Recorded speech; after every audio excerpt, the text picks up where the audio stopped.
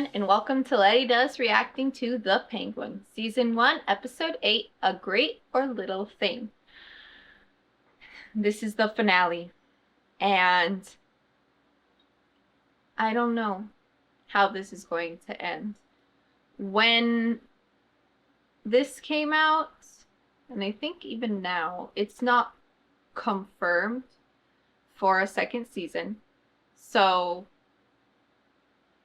I feel like this would be to tie everything up and just kind of assume it is a one-off season thing. But also they're establishing a lot of Gotham and its crime families that they could probably build up on. They did get rid of the Falcons, except for Chia, who I couldn't imagine they would have her bring back up the Falcone family. It would just be her. I don't know. And there's the Gigantes now.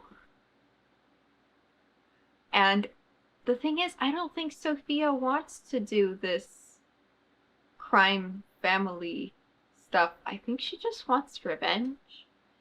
And now she's blown up Oz's entire operation. He could go back to doing more drops and stuff, but I don't know. Everyone else has been rallied together as well.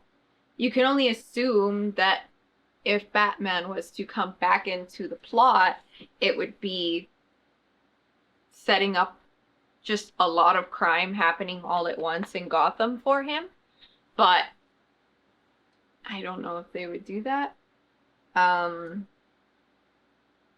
Yeah, I don't know what they're going to do. Sal is dead. So I don't even know what they're going to do about all that either. I'm not sure. I feel like Penguin has to win because the show is called Penguin and he has been using his wits and his silver tongue to get people to agree with him and give him what he wants.